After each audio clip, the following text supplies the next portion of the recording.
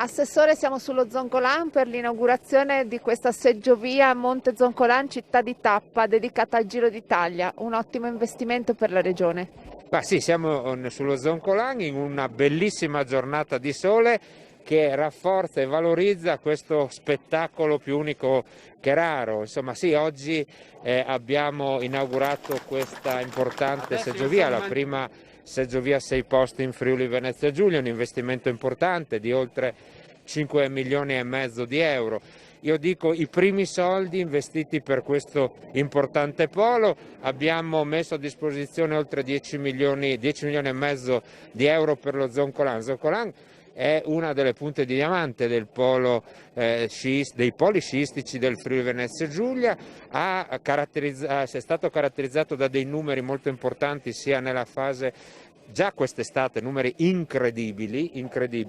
Ci auguriamo anche che questa stagione invernale, dopo un anno di stop, possa riportare davvero tanta gente. Ecco, insomma, una regione Friuli Venezia Giulia, una giunta Fedriga che sta investendo importanti risorse. Non mi stancherò mai di sottolineare i 70 milioni di euro che abbiamo messo a terra per gli investimenti, non solo per l'inverno ma anche per l'estate, quindi rendere questi posti meravigliosi, baciati da Dio, fruibili per 365 giorni all'anno. Oltre alle strutture e agli impianti da sci servono anche le strutture ricettive. Noi come Regione Friuli Venezia Giulia apriremo adesso un bando di oltre 14 milioni di euro con il Fondo Turismo al fine di stimolare appunto gli investitori, e devo dirvi che ci sono già diverse importanti soluzioni che ci sono state proposte che vengano a creare quei posti letto di qualità che tanto vengono richiesti dai turisti che vengono a visitare la nostra regione. Quindi sarà un restyling, io dico a 360 gradi, per tutti i nostri poli montani. Assessore Zilli, riparte la stagione, nel frattempo siamo alle porte dell'ultima finanziaria del 2022, quali sono le prospettive per il Friuli Venezia Giulia per il turismo?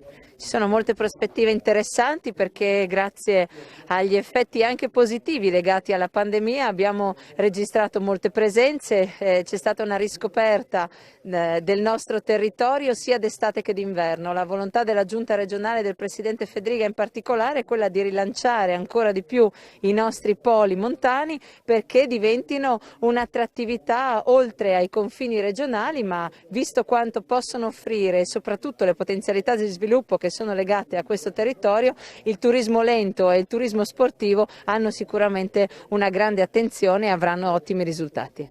C'è un obiettivo anche nel PNR che guarda il turismo, lei ne è in parte responsabile avendo le deleghe alla finanza. Sì, abbiamo un'importante occasione, quella del piano nazionale. Qui la nostra regione candida tantissime progettualità, siamo in continuo raccordo con il governo centrale al fine di trovare le soluzioni giuste per finanziare le progettualità dei nostri borghi, dei nostri appunto poli montani che sono delle chicche all'interno del panorama nazionale e che quindi avranno occasioni di investimenti infrastrutturali derivanti proprio dal piano.